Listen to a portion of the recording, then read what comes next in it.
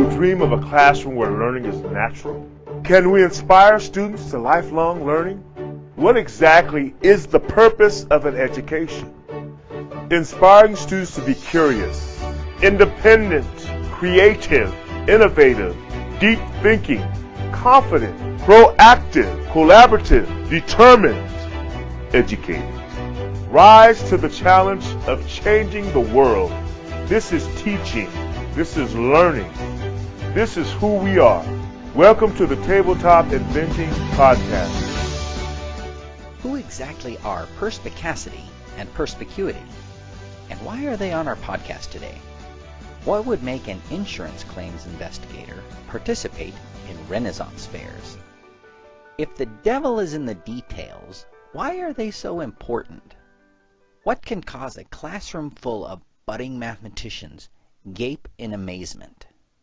Stay tuned for the answers in today's podcast.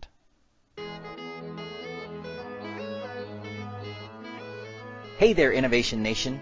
We have a very full podcast for you today, but I'd like to ask for your help first.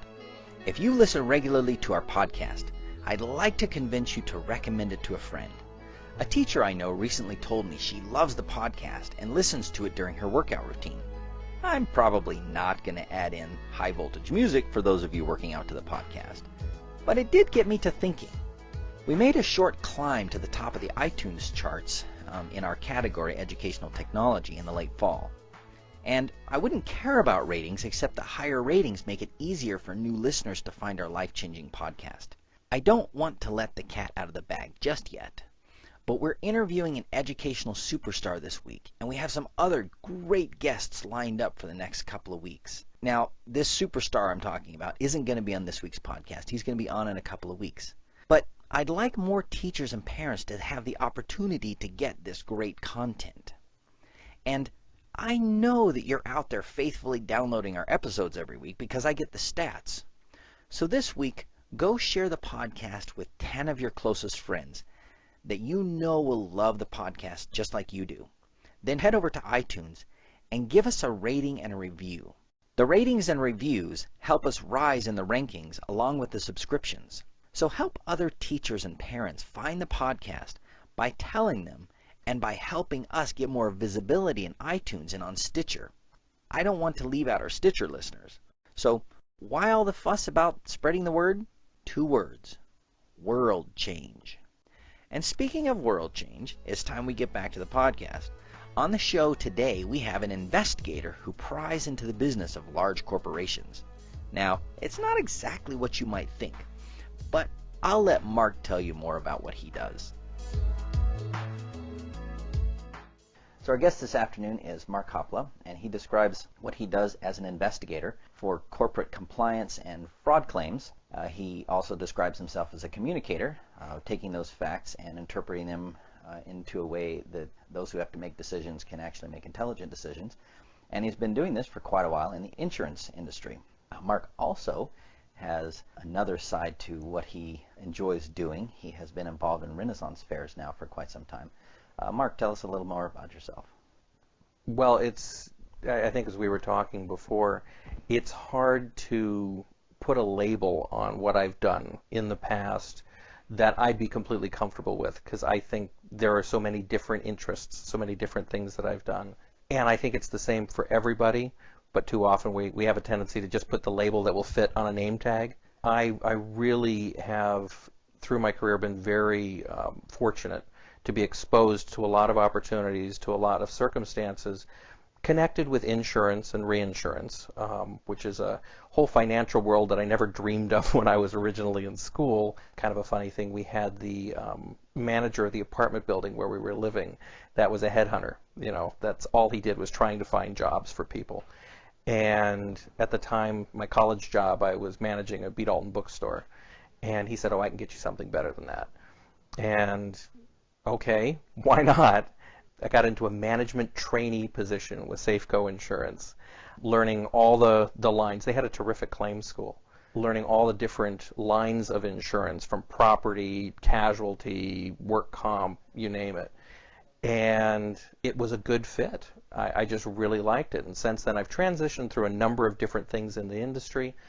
but at the end of the day, been glad that I've had all of these various exposures to things, because it has made it possible for me to be successful and be interested in my job, which is so important. I think too often people, they punch a clock and they think of nothing more than going home. Work should be part of your life. It shouldn't be your life, and it shouldn't be something you try to avoid. I've been very fortunate in my past with that. So tell us a little bit about your college experience and how you think that prepared you for what you ultimately ended up doing. If I back up a little bit beyond that, when I was in junior high, they had a program where you got to go to City Hall, and you would each get assigned one of the main jobs of the city. And I, for some reason, wound up as city attorney. And so in the early days, my thought was, well, I was going to be an attorney. That's what I absolutely wanted to do.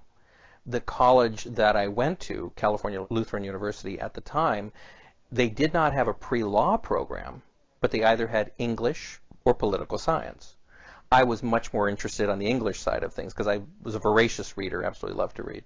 So that was the track that I went to. While I was in college, fell in love with my wife, that we've been married now all these years, that learned how to take all this information from a variety of sources, research that you would do into history or various literary movements, and to be able to synthesize it down into a report that you could communicate back to your professor and get the grade that you were looking for. That ability to investigate and synthesize information down has really driven everything that I have done since. I've just been fortunate to have so many different places to find the information that I could provide to somebody who needed it. So I really think that was, from college, the main influence on what I do today. So I'm not sure that I understand the insurance world that well, and I'm sure that our audience, at least many of them, don't understand the insurance world that well. So tell us a little bit about the claims side of that world. What does that look like as a claims adjuster, or however you would kind of see that position, investigator? What's that process look like from the time that someone says, hey, we have this claim, to the point where someone writes a check? What's that look like? I think the basic component of that entire relationship is the contract, which is your policy. And the policy does specify what the company has accepted in risk in exchange for the premium that you've paid it.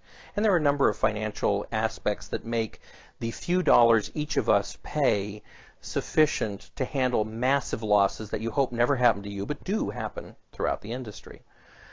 It's all driven, though, by the contract. And the contract itself is created so that it will accept the risks that can be, at least statistically, based on past evidence, based on your individual performance, based on where you live, can be used to determine what is likely to happen. And law of large numbers, there's so much information out there, it makes that possible. So the claims adjuster takes the contract, and then they have to go out and look at the loss you've sustained. Whether that loss happens to be to your property, you've had a fire, you've had a flood, whatever, to liability, whether you actually did something or somebody alleged that you did something wrong, there's still a claim. Somebody is looking for compensation for what happened. Workers' compensation, you're injured, you say it's while on the job, you say it's well within course and scope, you've asked for payment, now the company has to come out and take a look at that. The claims adjuster looks at the contract, then they go after the information. What is the claim? Who's making it? What information do they have together? And their job is to make a decision. Does the loss, what has happened to, drive this entire, file even being opened? Is that loss covered under the contract? If it isn't, then it's their responsibility to tell the policyholder why it isn't. If it is, it's their responsibility to handle it on the policyholder's behalf up to whatever the limit of coverage is. Interesting. No, it's not. I know. Well, I guess when I was coming through college, one of the possibilities I thought through briefly was actuarial science.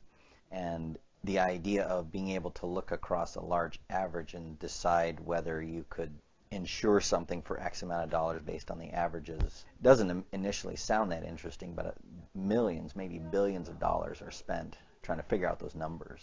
Absolutely. It's in the billions and trillions of dollars. It's an industry that most of us on a day-to-day basis never think of, but where we'd be more likely to think of banking, because we're thinking of where is our money going, who's investing it. We've seen it throughout the news about all of the massive losses that took place because there weren't sufficient safeguards in place, and how is it going to impact us? Insurance, I really think, is a realm that most of us only deal with the I've got to pay my darn premium or I can't get a car. I have to pay my premium or I can't buy a house. I really don't understand how it works. And then when it happens, we want to believe that it covers everything that could possibly come out of it when we have that loss that can eventually come along. But it really doesn't. It's limited to the contract that you're agreed upon. And a lot of us have abandoned, I think, that responsibility to know what it is exactly we're covered for. We just want to believe, yeah, I've got a policy. It covers everything because somebody told me so. It's kind of sad. So many things happen because somebody told me so, rather than taking responsibility and finding out for yourself what it really means.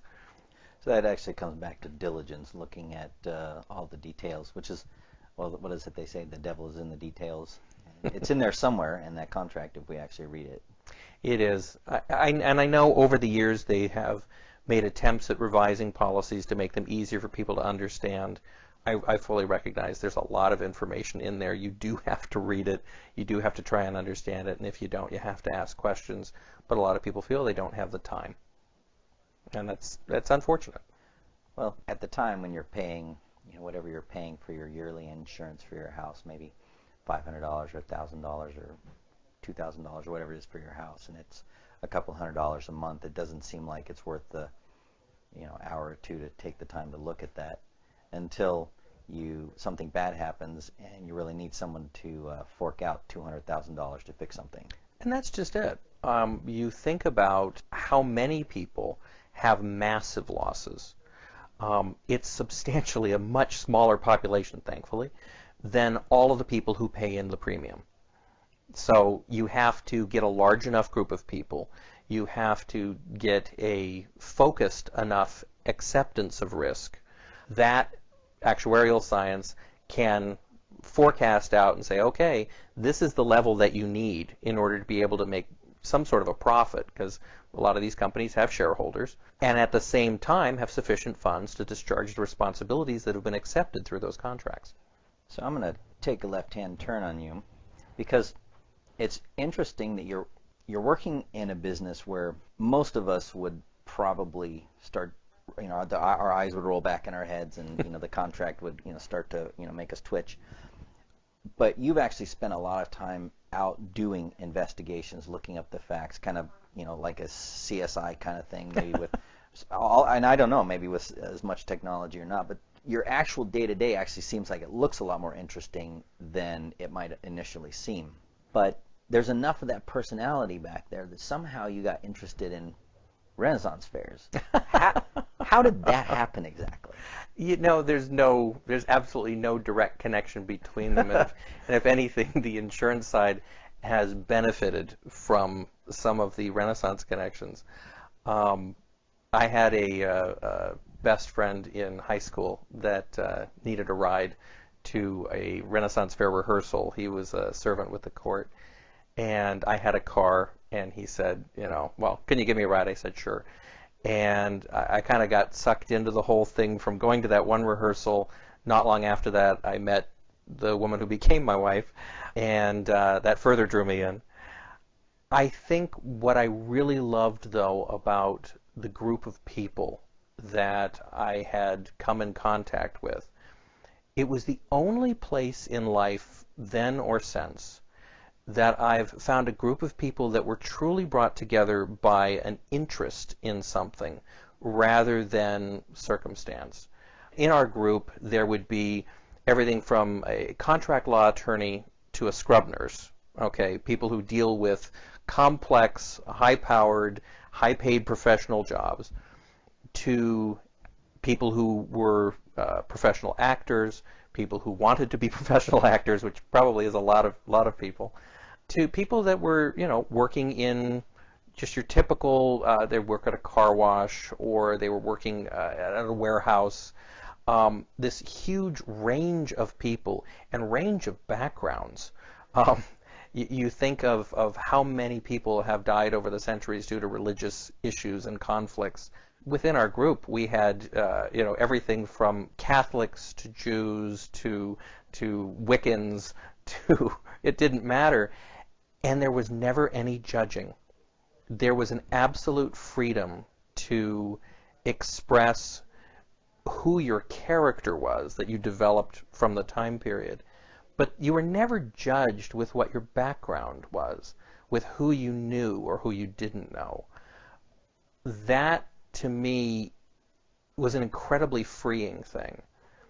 That you could put on a costume and become somebody, but at the same time you were constantly welcomed.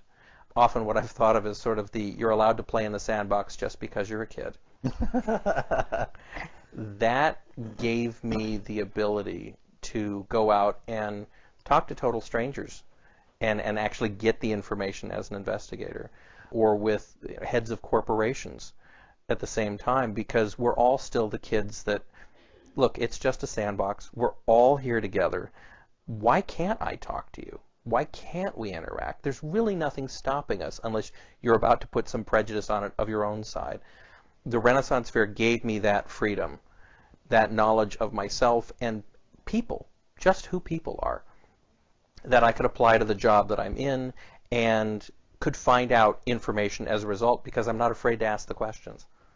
So outside of the Ren Fair, do you find people who are inside continuing to communicate outside regardless of that, or is that something, or is it just a microcosm where we set everything else aside and we do that here, but it's not the same outside, or do you find that expands beyond just that small community?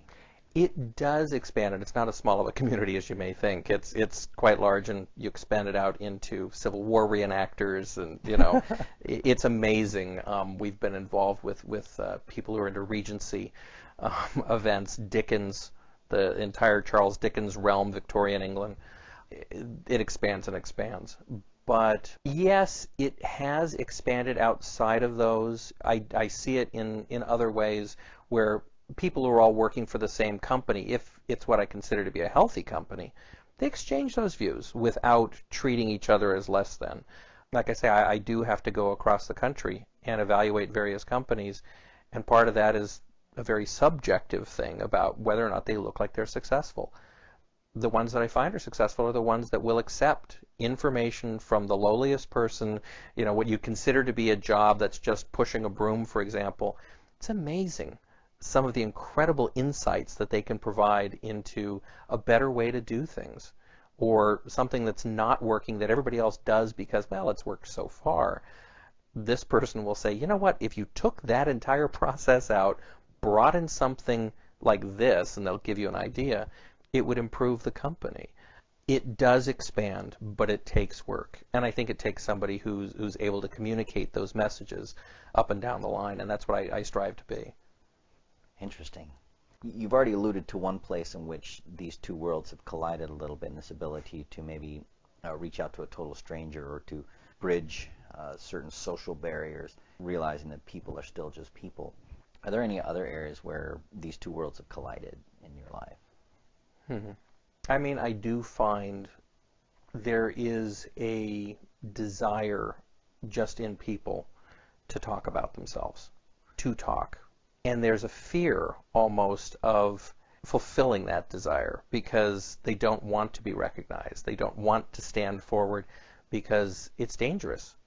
It's perceived as something that they are afraid to speak their mind. Maybe it goes back to the early parts of our education where the guy who raises his hand is the brain, is making it difficult for the rest of us, this sort of denigration of knowledge, of not wanting to be that, not wanting to be picked on, and not wanting to take the chance to give the information and be wrong. So many who don't want to be wrong. I think that through the Renaissance Fair, and also just, through my job in general, where I've found successful people are the people who are willing to say, look, I can make a mistake. I can be wrong in what I'm doing, but at least I'm going to try. I'm not going to hold back. I'm not going to be afraid to hold up my hand. And sometimes they're just waiting for somebody to ask them, somebody to pick them and say, okay, now it's your turn. You say something. So that's a nice segue here, because that process of being willing to try something and being willing to be wrong connects to things that we believe in, this idea of tinkering and, with your environment. I mean, specifically for us, it means, like working with your hands and tinkering with something physically, because it's easier to motivate, a learning experience from that. But there are other areas in your life where this is also true. If you look back in your educational experience, where was it that you learned that tinkering ability to just go out and try something and then it's okay, we'll figure it out? When I was in the 4th grade, I was incredibly bored. I was so far ahead of everything, and I had a terrific teacher who recognized that and said, well, why don't we teach you something else, something that nobody else is doing, and you can do it on the side. And I started learning French. This is in 4th grade. I know, it has no connection with anything, right?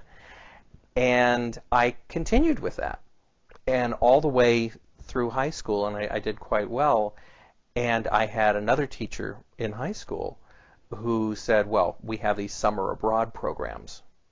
Why don't we try and get you involved, and you can, go to France for a period of time? And I turned it down at the time, even though my dad was very supportive of it, my mom as well, because it just seemed too big. So in the 4th grade, beginning with learning French and then not going on the trip in high school, when I got to college, there was a exchange program, junior year abroad program. And by this point, I had decided I was going to go ahead and do it. And as things turned out back then, it was the best thing possible to do, because the value of the franc was dropping drastically throughout the entire year I was there. They paid us back money. It was actually cheaper to go to school there than it was here in the U.S. But I was completely on my own. I was with a French family, that only spoke French. I think I correct that. Monsieur probably had 5 or 6 words of English. And none of them were curse words, which is rather fortunate. And I actually had to communicate. I couldn't rely on what you would normally consider to be givens, things that were just completely and totally understood in language. I had to actually struggle with the words, because it's very different what you learn on a page versus what you have to put into play when you actually have to deal with people. So as far as tinkering, it's trying out the language and learning the different ways that it can express what you want it to express, and realizing that a large part of communication is understanding what the other person is getting from you. I think the 2 words that go with that are perspicacity and perspicuity. Perspicacity is my ability to understand you. Perspicuity is my ability to get you to understand me. Perspicacity, I think, is something that you can learn in a book.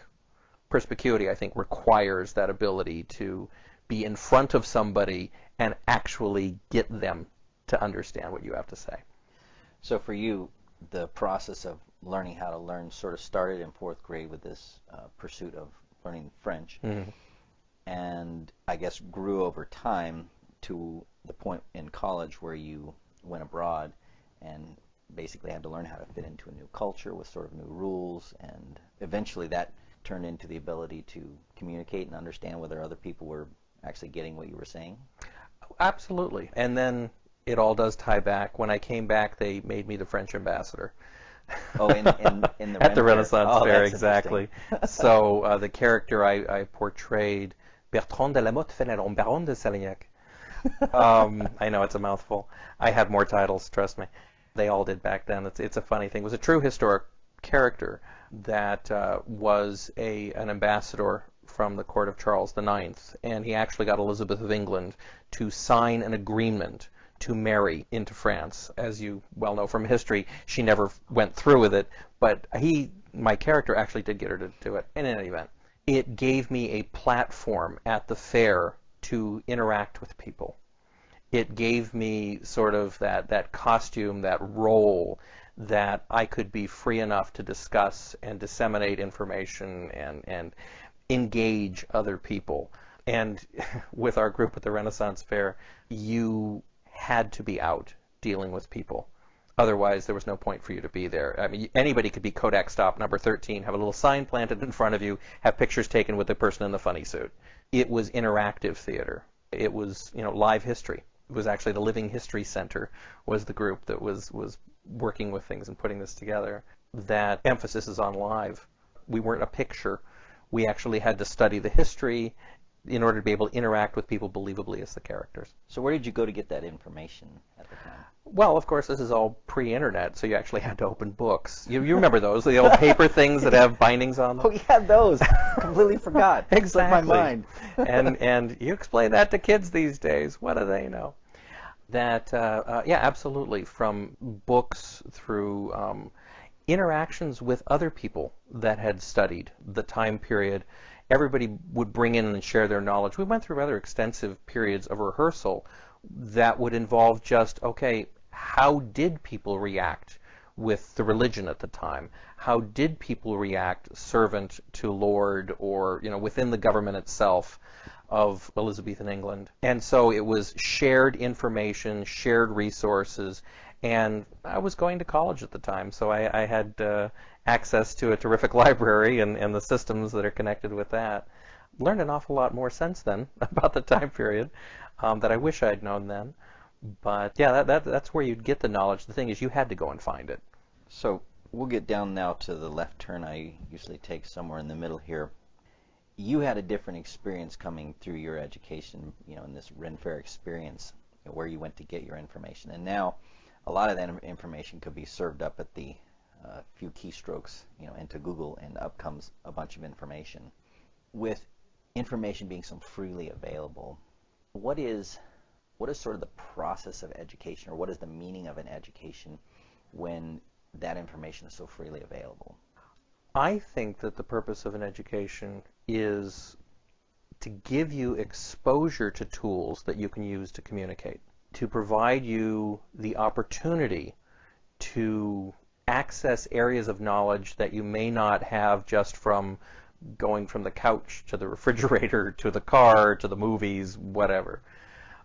It's funny, one of the things I like to do, of course in the modern age, now that we're not just limited to books, is to look up various quotes from people, because you have to put something on your Facebook page.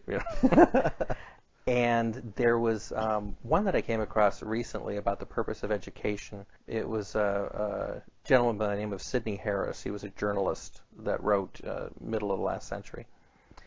It's hard to say that.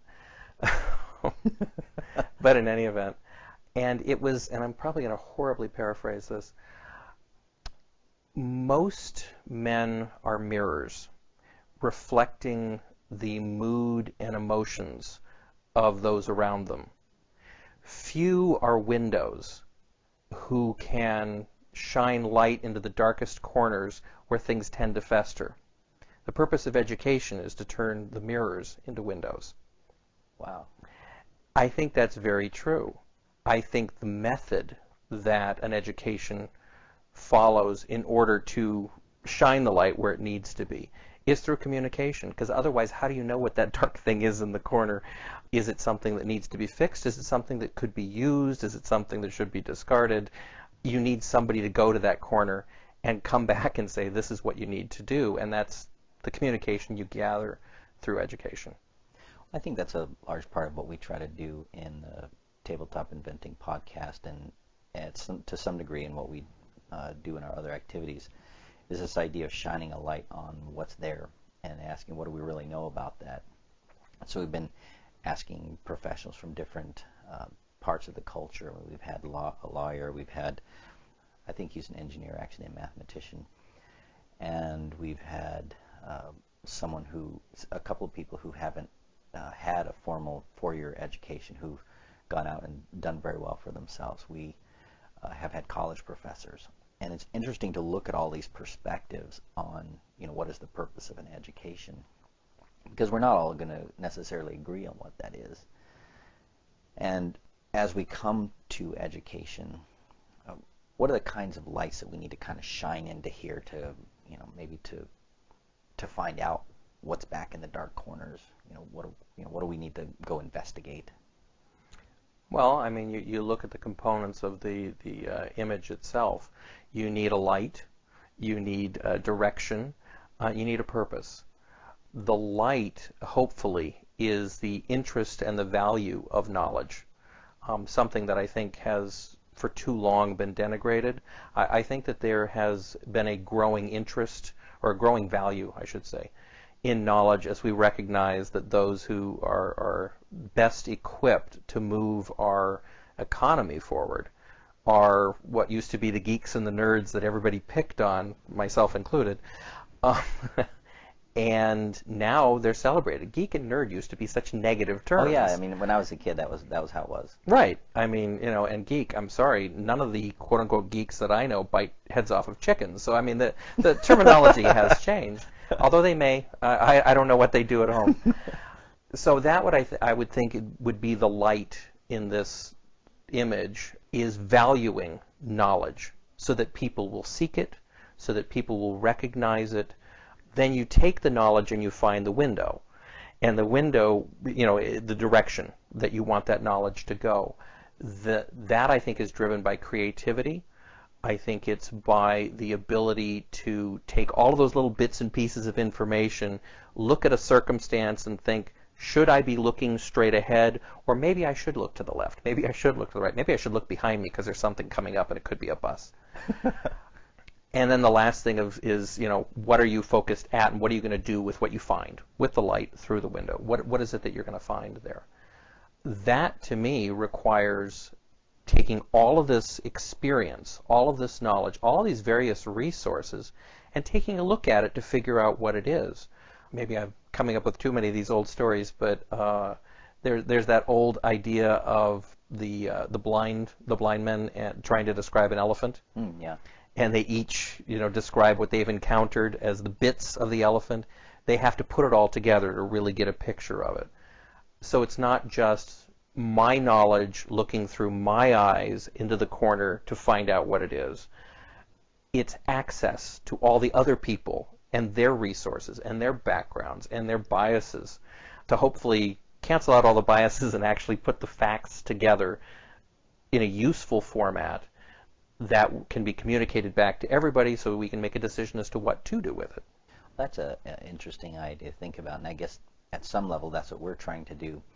If you think of education as this, sort of dark attic, we're kind of putting windows all around the attic, inviting people to come in and give their perspective. We're turning this almost into a greenhouse sort of thing where there's windows everywhere. Maybe if we do that, we can really see what's in the attic. We can really find out what's going on in here and, rearrange it, clean it up, find, where the really dark corners are. We might find some great jewels in our education system. We didn't even know were there, but we have to look. Well, and that's absolutely it. It's funny. You will look at a book when you're a kid, and you'll read this book, and it could be something you absolutely struggled through, and you hated it. Absolutely hated it because it had no connection to you. There was no interest in it. Then once you have more experience, you can take a look at the same book and you can find it's this fantastic story that is engrossing. It's engaging. It draws you in to the characters and you love who the people are, and it seems to make you feel better or worse or whatever, but it makes you feel. That's been my personal definition of what's art. Nobody can agree on what's art. As far as I'm concerned, if it makes you happy, it makes you sad. It makes you, joy. It brings you joy. It makes you sad. It makes you angry. It makes you react. Then it's art. Because otherwise, it's just something that's on the wall. If you can have the exposure to art, have the exposure to all these ideas, you can actually make a decision. You're talking about putting all the windows around the attic in order to shine on the light.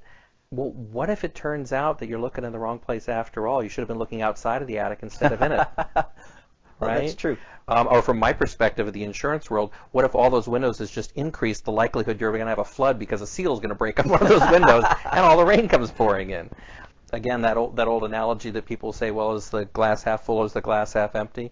Some people wonder, where did the glass come from? I wonder, why do I have to be the one to wash the glass? It's just different perspectives. And hopefully through knowledge and exposure to education and all the things that it brings, you are able to make those decisions and to communicate them to others. Well, I think we'll just stop right there. Mark, thank you so much for taking time to share your thoughts with us. If people are interested in connecting with you, or is there a preferred mode for our audience to maybe engage with your thinking or your ideas?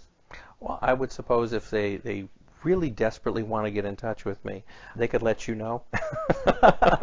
Well, we'll certainly pass that along. I'm one of those people that recognizes that the more personal information that's out there isn't always necessarily a good thing, but you want to hope it is. So how about I use you for my filter? You go ahead and use us as a filter. We'd love to do that. We enjoy getting our audience to engage with us, and we'd be more than happy to connect you and the audience if they need to do that. Thank you so much for taking time in the afternoon to discuss education, the purpose of an education. Oh, thank you. This is an important subject that I think everybody needs to recognize and value. And hopefully this is one more step in getting people to do that. Thank you, Mark. Thank you. And now, today's great inventor secret, details. Have you ever heard the phrase, "the devil is in the details"? Yeah, me too. For years, I lived by this mantra as a way to avoid complicated things. Then I got married, had kids, and got interested in engineering things. The truth is, there is no such thing as simple, except in the thought experiments done by physicists like me. Take, for instance, the humble circle. Circles are everywhere. Marbles, wheels, knobs, plates, eyes. They're on your iPhone, magazines, water droplets in free fall, oranges, apples, plums, bubbles, basketballs, baseballs, volleyballs, trackballs, and old computer mice, holes drilled with a drill bit, logos, gas gauges, even the planet to which we are currently fastened by the force of gravity. Circles rule. They seem simple, but then there's trigonometry. Wait! Steve, you were just talking about circles, and then you jumped to triangles. Which one is it? Actually, both. In trigonometry, we use a little thing called the unit circle, which governs just about everything in trig. It is a simple circle, but by defining the details carefully, this humble circle can be used to describe how much of how we use right triangles. If you're skeptical, check out the show notes for a great video. Either way, the unit circle connects sines, cosines, and tangents. But wait, there are cotangents, secants, cosecants, and, well, maybe you need to know some of the details to catch the breathtaking symmetry and beauty. I could go on, but instead, let me tell you a short story about one of my favorite professors, Dr. Richard. Now, Dr. Richard was the no-nonsense kind of math professor. In our classes, we used to enjoy asking rabbit trail questions, and they were sure to reduce the amount of homework for the day. Now, this worked in most of our classes, but not with Dr. Richard. I remember vividly one time we asked a rabbit trail question, and I can't remember exactly who it was that asked the question, but I will never forget the reply. Dr. Richard was writing on the board, and he paused briefly with a half-turn, thought for about a nanosecond, and said, I'm not going to talk about that today, and then proceeded to write the rest of the equation he had been on before the question. It was awesome. I still laugh when I think about it. However, my favorite story about Dr. Richard was when I was taking a real analysis class from him and found out just how strange and topologically bizarre math can be. We were working our way through a boring set boundary proof. We'd been talking about weird sets for a couple of days, and why defining the details of the boundary mattered so much. Honestly, I was about to fall asleep in class when Dr. Richard wrote the 3 dots. Now, for the non-math folks, the 3 dots are extremely significant. You have to see the show notes if you're curious. Instantly, everyone in class looked up at the board because we knew that we couldn't afford to miss what came next without jeopardizing our homework scores. He paused for a second, as if relishing some sort of a private moment. Then he blithely wrote the fundamental theorem of calculus, and every student in that class stared slack-jawed at the board. We could not have been more stunned if he had announced that aliens had invaded Washington, D.C. Now, if I wrote the same proof in the show notes that Dr. Richard wrote, you would probably start drooling and falling asleep, even after I wrote the punchline. Why? Because the details matter. And the details are what make life interesting, and quite frankly, many of you probably don't know the details, and it's the details that make stuff so fun. Now, for you, the interesting details may be about the psychology of child development, or the precision required to send a man to the moon, or proper soil composition to grow rutabagas. To you, those details may matter, and if you ever want to be great at inventing in your field, you must get intimately acquainted with those important details. Don't sweep them under the rug. Pull them out, clean them up, and show them off for the rest of us to see.